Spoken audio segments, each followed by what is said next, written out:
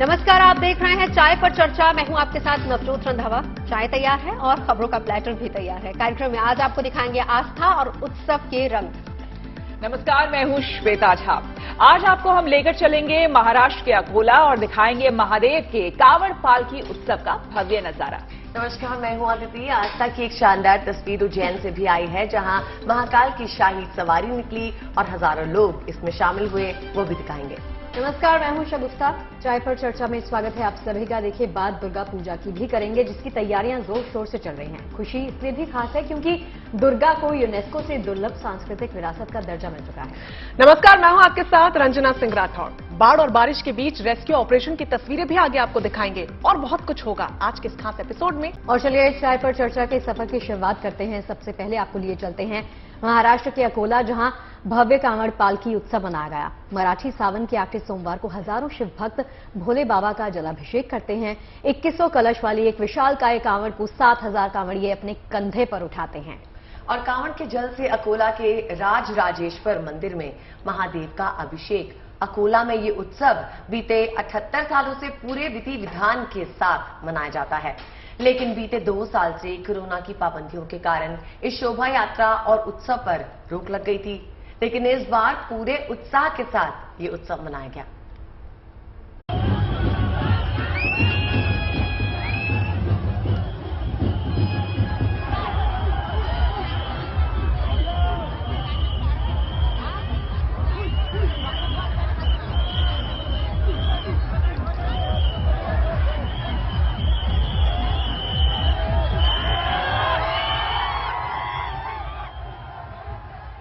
शिव भक्तों का सैलाब, हर हर महादेव का जयघोष, रग रग में उल्लास भर देने वाली ढोल नगाड़े की थाप।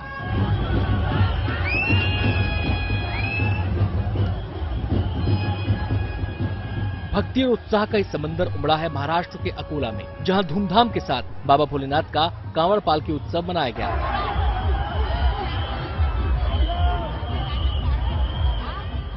पिछले 78 साल से ये उत्सव मराठी सावन के आखिरी सोमवार को बड़े उत्साह और भक्तिभाव के साथ मनाया जाता है, लेकिन बीते 2 साल से कोरोना पाबंदियों ने इस उत्सव पर पाबंदियां लगा दी थीं। मगर इस साल भोले के भक्तों का उत्साह देखते ही बन रहा था।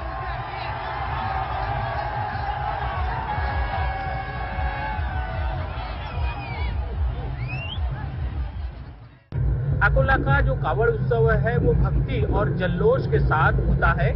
मराठी सावन सोमवार के आखिरी सोमवार को लगभग 1944 से यहाँ पर ये कावड़ और पालकी उत्सव यहाँ पर बड़े पैमाने पर मनाया जाता है। आप देख सकते हो कि यहाँ पर जिस तरीके से जो पालकियां है, जो कावड़ है और कावड़धारी है, बड़े उत्साह के साथ है, क्योंकि 2 साल से जो निर्बंध लगे थे वो निर्बंधों को अब छूट देकर यहाँ पर कावड़ियों में एक जोश भरा है, क्योंकि फिर से उनकी कावड़ यात्रा या पालकी उत्सव जो है वो बड़े पैमाने पर यहाँ पर होता नजर आ रहा है।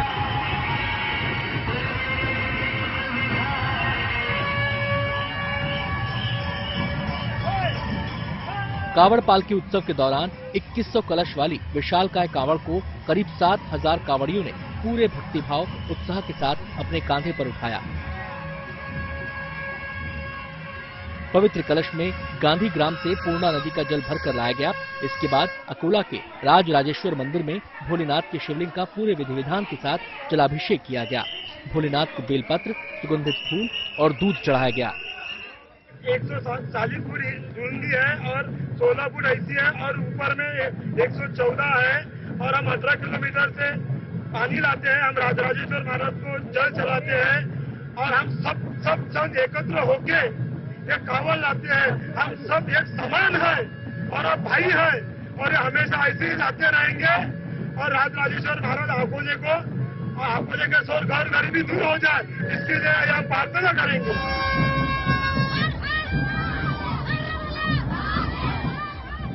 इस कांवड़ यात्रा में 3 बार से महिला कांवड़ियों को भी शामिल किया जाता है। महिला कांवड़ियों का पूरा दल बम बम भोले के जयकारे के साथ विशालकाय कांवड़ को थामे आगे बढ़ रहा था। इतना ही नहीं, इस बार तो बाल कांवड़ियों ने अपने आराध्य के जलाभिषेक के लिए कांवड़ उठाई। हमने भोलेनाथ से ये मांगा है कि जो पूर्व काल चले गया कोरोना का, ये दोबारा में अकोला नहीं आना चाहिए। शिव भक्त हर सावन में खुश रहना चाहिए और इसी तरह रावण का जो चौथा सम्मान रहता है, इसी तरह हर्ष और उल्लास से अकोला शहर में राजराजेश्वर का अभिषेक होना चाहिए।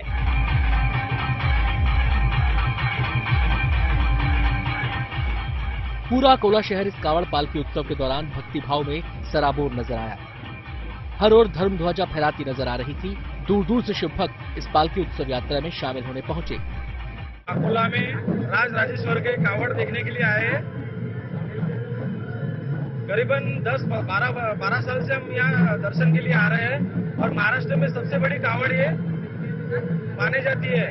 महाराष्ट्र की सबसे बड़ी कावड़ ये राजराजेश्वर की है। परंपरा, संस्कृति और भक्ति भाव को समेटे अकोला की कांवड़ पालकी यात्रा केवल महाराष्ट्र में ही प्रसिद्ध नहीं है, बल्कि देश के दूसरे राज्यों से भी शिव भक्त इसमें शामिल होने अकोला पहुंचते हैं और बाबा का जयघोष करते हैं। अकोला से Dhananjay Sambale, good news today.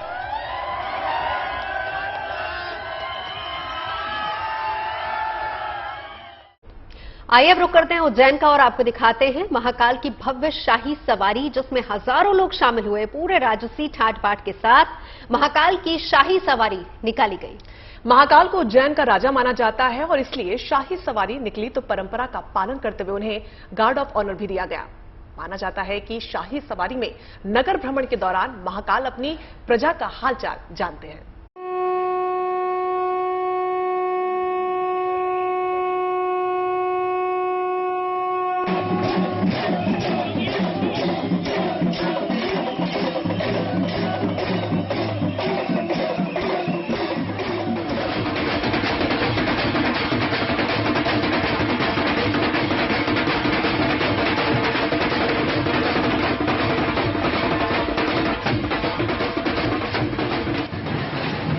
ये शाही सवारी है उज्जैन के महाराजाधिराज महाकाल की, जो झूम कर निकली है, पूरी धूम से निकली।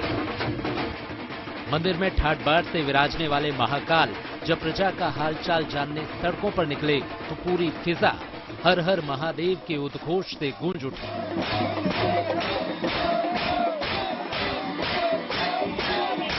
आगे आगे महादेव, पीछे बाबा की भक्ति में झूमते गाते भक्तों की पूरी टोली। किसी ने भोले भंडारी का रूप धारण किया तो कोई राधा कृष्ण के रूप में दिखाई दिया।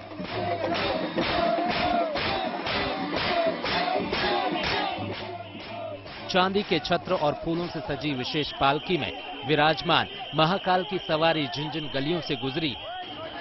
झाल, मजीरा, ढोल, नगाड़े, डमरू बजाते शिव भक्तों का काफिला भक्ति के सागर में गोते लगाते चल पड़ा। मान्यता है कि भगवान महाकाल सवारी के रूप में अपनी प्रजा का हाल जानने के लिए नगर भ्रमण पर निकलते हैं। महाकाल को उज्जैन का राजा माना जाता है, इसलिए शाही सवारी निकली तो परंपरा का पालन करते हुए उन्हें गार्ड ऑफ ऑनर भी दिया गया। इसके बाद राजा की शाही सवारी नगर भ्रमण पर निकल पड़ी। परंपरागत मार्ग से राजसी रंग में निकली बाबा की शाही सवारी में पुजारी, प्रशासन का अमला, पुलिस का बंदोबस्त, सब कुछ था। महाकालेश्वर मंदिर से सोमवार शाम 4 बजे शुरू हुई बाबा की सवारी नगर के प्रमुख मार्गों से होते हुई शिप्रा नदी पहुंची। सवारी में शामिल होने उज्जैन पहुंचे केंद्रीय मंत्री ज्योतिरादित्य सिंधिया ने शिप्रा के रामघाट पर बाबा का अभिषेक किया। हमारी यही कामना है कि भगवान महाकाल की असीम कृपा कि उज्जैन की जनता के ऊपर, मालवा की जनता के ऊपर और समूचे मध्य प्रदेश और देश की जनता के ऊपर रहे। हमारे देश उन्नति और प्रगति के शिखर पर पहुंचे और आशीर्वाद प्रदान हो। इसके बाद सवारी शक्तिपीठ हरिसिद्धि पहुंची, जहां पर शिव और शक्ति का मिलन हुआ। हरसिद्धि मंदिर पर पूजा अर्चना के बाद सवारी महाकाल मंदिर लौट गई। उज्जैन महाकाल का है, पर महाकाल सबके हैं। हर भक्त के दिल में बसते हैं, हर भक्त का कल्याण करते हैं। इसीलिए भक्त भी महाकाल के दर्शन कर खुद को धन्य समझते हैं। Sandeep Kulshreshtha, Ujjain, good news today. चलिए अब बात दुर्गा पूजा की कर लेते हैं, जिसको यूनेस्को से सांस्कृतिक विरासत का तमगा मिल चुका है। जी हां, जिसे लेकर इस बार बंगाल में गजब का उत्साह देखने को मिलेगा। आयोजकों ने बंगाल की सांस्कृतिक पहचान को इस बार और भी भव्य रूप देने का फैसला किया है। देखिए, इस बार दुर्गा पूजा का उल्लास खास रहने वाला है, क्योंकि ममता सरकार भी भव्य आयोजन की तैयारी में जुट गई है और इससे पहले ही तमाम तोहफे देकर सरकार ने आयोजकों और श्रद्धालुओं का दिल तो खुश कर दिया है।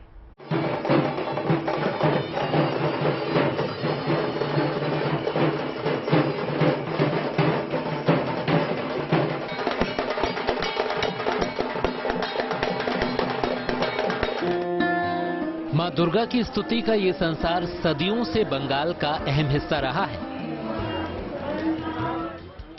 लेकिन दुर्गा पूजा की धुन बंगाल से बाहर देश और अब दुनिया पर छा चुकी है। मां दुर्गा की आराधना का ये पर्व अब यूनेस्को की कल्चरल हेरिटेज का हिस्सा है और ये किस्सा बंगाल और देश में हर किसी के लिए गर्व की बात है। 1 अक्टूबर से दुर्गा पूजा की शुरुआत हो रही है, लिहाजा इस बार दुर्गा पूजा की अद्भुत रौनक दिखने वाली है। यूनेस्को से मिले कल्चरल हेरिटेज के तमगे से बंगाल बेहद उत्साहित है, लिहाजा सीएम ममता बनर्जी ने इस बार की दुर्गा पूजा को यादगार बनाने के लिए कमर कस ली है। 1 सितंबर को ममता बनर्जी यूनेस्को का धन्यवाद करने के लिए मेगा रैली करने जा रही हैं। रैली के दौरान शोभा यात्रा निकाली जाएगी, जिसका नेतृत्व खुद ममता बनर्जी करेंगी। ममता के बुलावे पर खुद यूनेस्को के निदेशक एरिक फाल्ट अपनी टीम के साथ दुर्गा पूजा के गवाह बनने के लिए कोलकाता पहुंच रहे हैं। हर कोई यूनेस्को को उसके विश्व धरोहर स्थलों के माध्यम से जानता है और 20 सालों तक हमने विरासत को बढ़ावा देने और उसकी सुरक्षा के लिए भारत सरकार के साथ मिलकर काम किया है। सांस्कृतिक विरासत, देश की जीवित विरासत जो संगीत से पुरानी परंपराओं से कला और शिल्प तक जाती है और बहुत कुछ। इस बार दुर्गा पूजा को भव्य रूप देने के लिए ममता ने तोहफों का पिटारा खोल दिया है।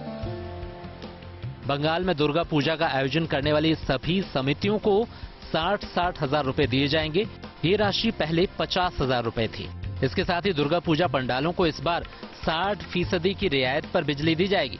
पश्चिम बंगाल सरकार ने दुर्गा पूजा पर राज्य कर्मचारियों को भी 11 दिन की छुट्टी देने का ऐलान किया है। ये जो अनुदान बोल रहे ये मिलते रहा है। पहले हम लोगों को 25,000 मिलता था, उसके बाद 50,000 और इस साल तो दीदी ने 60,000 हम लोगों को बोला है, जो ये बहुत हेल्प करता है हम लोगों को पूजा करने के लिए। और जो आपका जो इलेक्ट्रिसिटी का जो बिल है उसमें जो 60% दिया है वो भी बहुत हेल्प करता है। और एक चीज जो है, जो सिंगल विंडो जो दीदी ने कर दिया है पहले से, वो करने में हम लोगों को पूजा में बहुत सहायता होता है। बंगाल में हर साल लगभग 37,000 सामुदायिक पूजा का आयोजन किया जाता है। इनमें से करीब 2500 आयोजन अकेले कोलकाता में होते हैं। जाहिर है, इस बार की दुर्गा पूजा केवल बंगाल के लिए ही नहीं बल्कि देश भर के लिए बेहद खास होने वाली है। ऋतिक मंडल, कोलकाता, गुड न्यूज टुडे। और अब बात गणपति उत्सव की तैयारियों की करते हैं। कोरोना की पाबंदियों के कम होने के बाद अब 2 साल बाद त्योहारों की रौनक देखते ही बन रही है। गणेश उत्सव के लिए मूर्तियां बनाने का काम तेजी से चल रहा है। जी हां, बेंगलुरु में बीते 2 साल से प्रतिमा बनाने वाले कलाकारों का कारोबार ठप था, लेकिन फिलहाल कारोबार चल पड़ा है। ये कलाकार बप्पा की मूर्तियों को अंतिम रूप देने में दिन रात एक किए हुए हैं और एक से बढ़कर एक सुंदर मूर्तियां तैयार हो रही हैं।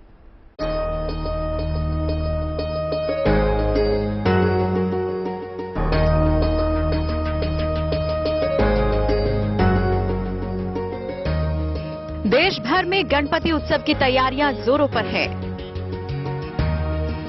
बप्पा के स्वागत के लिए सब तैयार है। बेंगलुरु में दुकानों में रखी गणेश मूर्तियां बता रही हैं कि यहां गणेशोत्सव की धूम शुरू हो गई है।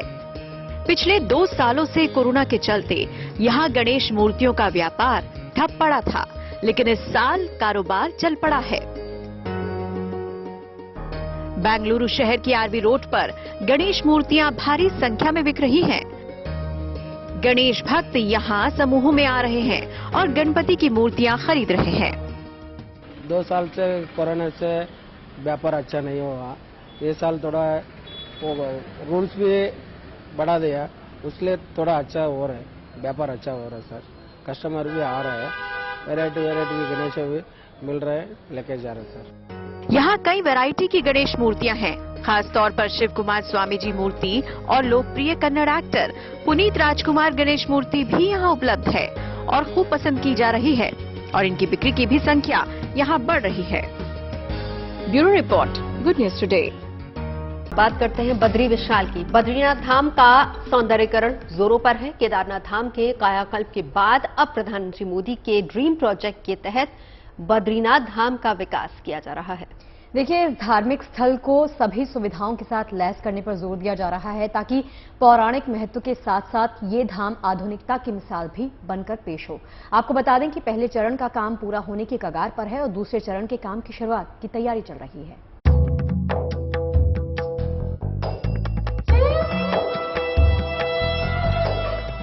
अनुपम और अलौकिक, चारों ओर विहंगम दृश्य, भव्यता को समेटे ये है बद्रीनाथ धाम। 4 धामों में से एक बद्रीनाथ आने वाले श्रद्धालुओं को यहाँ कण कण में अपने आराध्य का एहसास होता है। बद्रीनाथ धाम को भव्य रूप देने के लिए मास्टर प्लान के तहत तेजी से काम किया जा रहा है। केदारनाथ के सौंदर्यीकरण के बाद ये प्रोजेक्ट पीएम मोदी का ड्रीम प्रोजेक्ट है। लिहाजा पूरे क्वालिटी चेक और सभी अत्याधुनिक सुविधाओं के साथ बद्रीनाथ का कायाकल्प करने के लिए तेजी के साथ विकास कार्य जारी है। बद्रीनाथ मास्टर प्लान के तहत प्रथम चरण का काम तेजी पर है और लगभग पूरा होने की कगार पर है। वहीं अब बद्रीनाथ धाम में द्वितीय चरण के कामों की तैयारियां शुरू हो गई हैं। यहां पर अंतिम दौर के भूमि या अन्य अधिग्रहण की प्रक्रिया शुरू होने वाली है। जो द्वितीय चरण में काम होना है उसका भी जो भूमि अधिग्रहण की कार्रवाई है उसके संदर्भ में भी चर्चा की गई है कि उसको भी जल्द से जल्द किया जाए और जो उसमें प्रभावित हो रहे हैं उनको जो शासन द्वारा निर्धारित नीति है उसके अनुसार उनको जो भी या तो उनको जो धनराशि दी जानी है या फिर स्थापित किया जाना है वह जल्द से जल्द वो कार्रवाई संपन्न की जाए। पीएम मोदी के इस ड्रीम प्रोजेक्ट के तहत मास्टर प्लान में बद्री धाम का कायाकल्प सुनिश्चित किया गया है, यानी इस पवित्र धरा पर लोगों को मन की शांति के साथ प्राकृतिक सुंदरता और आधुनिक सुविधाओं का भी भरपूर सुख मिले। इस मास्टर प्लान में बद्रीनाथ में वन वे लूप रोड निर्माण, बीआरओ बाईपास मोटर मार्ग बनाया जाएगा, एक अराइवल प्लाजा बनाया जाएगा जिसमें यात्रियों को टिकट बुकिंग के साथ होटल की जानकारी भी मिलेगी। लेक फ्रंट डेवलपमेंट के अंतर्गत सभी झीलों का सौंदर्यीकरण होगा। वहीं रिवर फ्रंट डेवलपमेंट के तहत घाटों को नए सिरे से मरम्मत किया जाएगा। साथ ही अंतर्राष्ट्रीय बस अड्डा और अस्पताल विस्तारीकरण का काम भी इस समय तेजी से चल रहा है। इस प्रोजेक्ट के बाद बद्री धाम की भव्यता देखते ही बनेगी। दरअसल यात्रा सीजन में लाखों की संख्या में श्रद्धालु पहुंचते हैं। ऐसे में यहाँ पर इस समय जब यात्रा कम होती है, ऐसे में काम करने में आसानी होगी। बद्रीनाथ धाम में हर वर्ष लाखों की संख्या में श्रद्धालु भगवान बद्री विशाल के दर्शन के लिए पहुंचते हैं, जिसके कारण अब यहाँ धीरे धीरे व्यवस्थाएं कम होती दिखाई दे रही हैं। लेकिन अब इस कायाकल्प के बाद बद्रीनाथ धाम में अगर एक दिन में भी लाखों की संख्या में श्रद्धालु आए तो भी उनके रहने, खाने, अस्पताल सहित बाकी तमाम व्यवस्थाओं की कमी देखने को नहीं मिलेगी। साथ ही यात्रा को देखते हुए इस हिसाब से विकास कार्य करवाए जा रहे हैं ताकि इस समय जो यात्री बद्रीनाथ धाम पहुंच रहे हैं उन्हें इन कामों के कारण कोई परेशानी का सामना न करना पड़े। जोशीमठ से Kamal Nayan, good news today.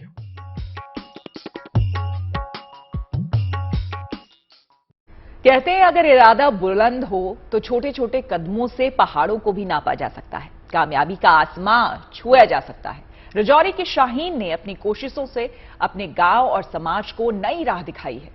और शाहीन अख्तर ने अपने हुनर को तराश कर खुद के लिए ही नहीं, अपनी जैसी दूसरी लड़कियों के लिए भी रोजगार के रास्ते तैयार किए और तरक्की, कामयाबी की अद्भुत मिसाल कायम की है।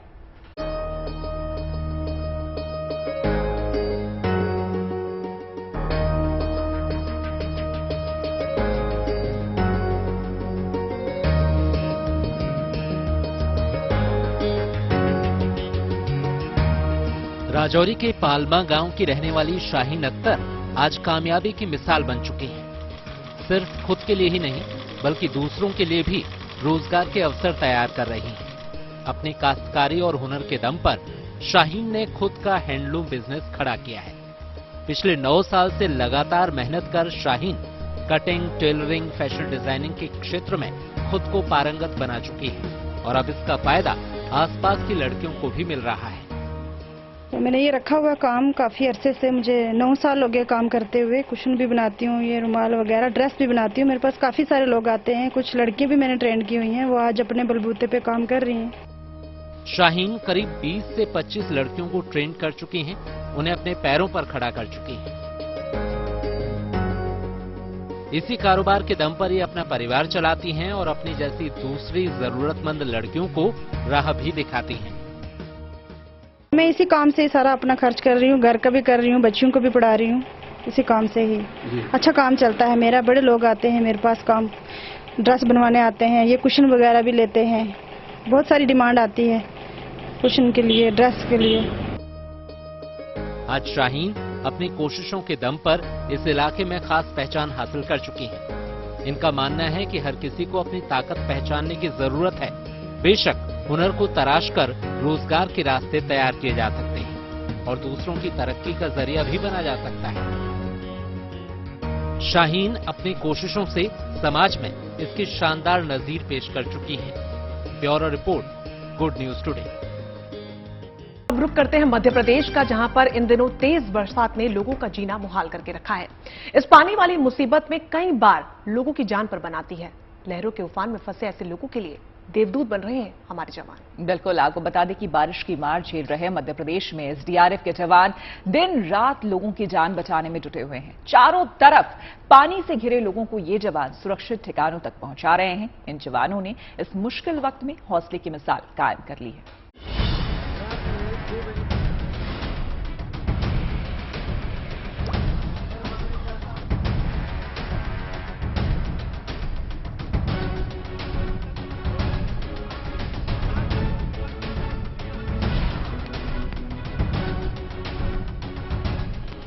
जब आसमान से आफत बरसी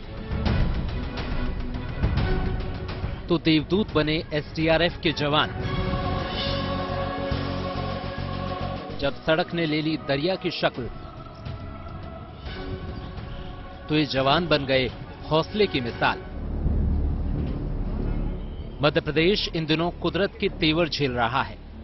आसमान पर मंडराते बादल शहर, गांव और कस्बों को पानी में डुबोने पर आमादा दिख रहे हैं। सड़कों पर कई फीट पानी भर गया है और कुदरत की इस बेरुखी से परेशान लोग घरों में कैद होने को मजबूर हो गए हैं।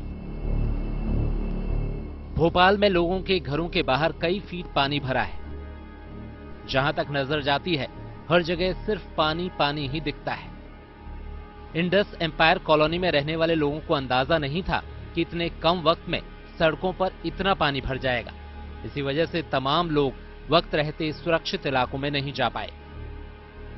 ऐसे में सभी लोगों को इस मुसीबत से बचाने के लिए एसडीआरएफ के जवान नाव लेकर पहुंचे। इंडस कॉलोनी में इस वक्त मौजूद है। यहाँ पर रेस्क्यू किया जा रहा है लोगों को नाव के जरिए, क्योंकि यहाँ पर इतना पानी भर चुका है कि अब लोगों के सामने जान का जोखिम बन गया था और इसलिए यहाँ पे नगर निगम और एसडीआरएफ की टीम पहुंची है और लोगों को नाव से रेस्क्यू कर निकाला जा रहा है। तस्वीरें आप देख सकते हैं, ये वो तमाम लोग कॉलोनी के जो अपना जरूरी सामान अब लेकर के यहाँ से बाहर निकल रहे हैं और ये तस्वीरें अपने आप में डराती है। भोपाल के अंदर नाव चलाने की नौबत आ गई है। यहाँ पर इतना पानी भर चुका है कॉलोनियों में और इससे आप अंदाजा लगा सकते हैं कि हालात भोपाल में कितने ज्यादा भयावह हो चुके हैं।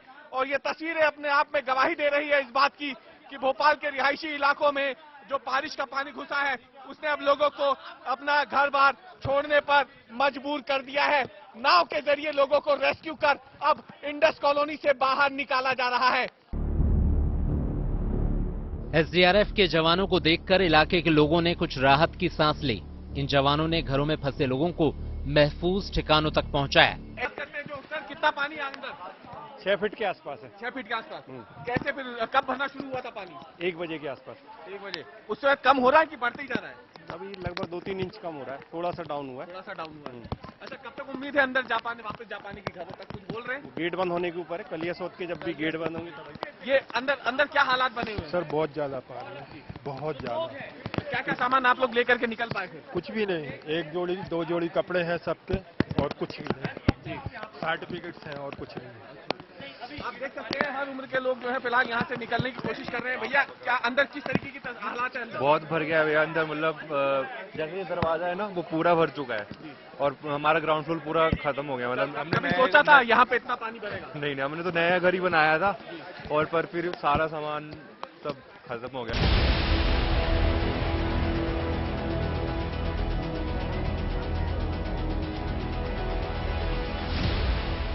एमपी के दूसरे जिलों का सूरत हाल भी ऐसा ही दिख रहा है। सागर में भी बारिश की वजह से आसपास के पूरे इलाके में पानी भर गया। यहाँ भी करीब 20 लोग पानी की वजह से घरों में फंस गए थे। इन लोगों को बचाने के लिए एसडीआरएफ की टीम पहुंची। बोट की मदद से इन लोगों को सही सलामत निकाल लिया गया। एसडीआरएफ के जवान मुसीबत के इस वक्त में लोगों के लिए राहत का पैगाम बनकर आए हैं। इन जवानों ने साबित कर दिया है कि अगर हौसले से काम लिया जाए तो कुदरत की बेरुखी से निपटना ज्यादा मुश्किल नहीं होता। भोपाल से रवीश पाल सिंह और सागर से हिमांशु शिव पुरोहित के साथ bureau report, good news today. और अब आपको दिखाते हैं खूबसूरत नजारा। आपको लिए चलते हैं रांची, जहां पर एक झरना लोगों के आकर्षण का केंद्र बना हुआ है। बारिश में अक्सर लोगों की परेशानियां बढ़ जाती हैं, लेकिन बरसात ने इस झरने की खूबसूरती बढ़ा दी है। वैसे तो ये झरना आम दिनों में भी लोगों के आकर्षण का केंद्र रहता है, लेकिन बारिश ने इस झरने की धारा को और बढ़ा दिया है और नजारा बेहद खूबसूरत हो गया है। इस प्राकृतिक सुंदरता को देखने के लिए लोग यहाँ दूर दूर से आ रहे हैं।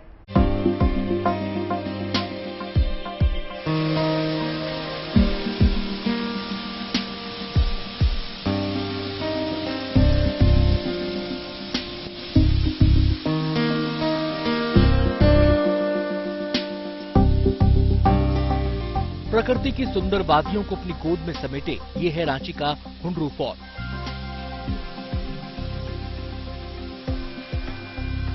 ये जलप्रपात रांची की पहचान है और इन दिनों लगातार हो रही बरसात से इसकी खूबसूरती इतनी बढ़ गई है कि हर कोई इसके आकर्षण में बंधा चला यहाँ आ रहा है।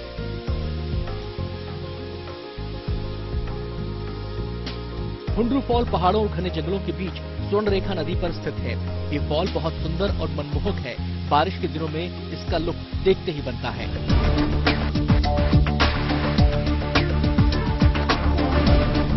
शनिवार से लगातार रांची में बारिश हो रही है, जिसके चलते हुंडरू फॉल में पानी के झरने का बहाव तेज हो गया है, जो सैलानियों को आकर्षित कर रहा है।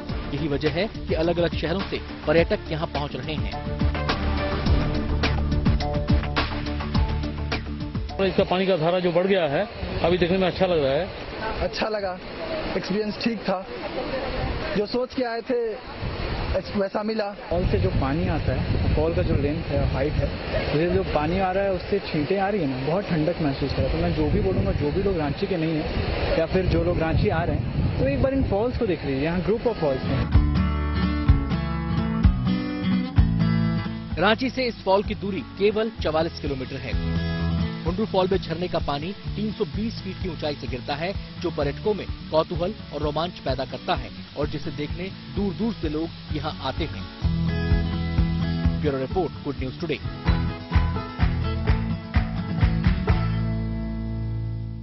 रग्बी का खेल तो आपने बहुत बार देखा होगा, लेकिन जिस तरह की रग्बी आज हम आपको दिखाने जा रहे हैं वो यकीन मानिए आपने पहले नहीं देखी होगी।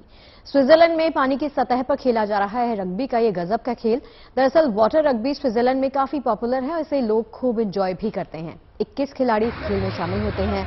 महिला और पुरुष दोनों ही बड़े जोश के साथ इस खेल में शिरकत करते हैं। वीकेंड पर यह खेल खेला जाता है। लोगों के लिए अब ये पसंदीदा खेलों में शामिल हो गया है।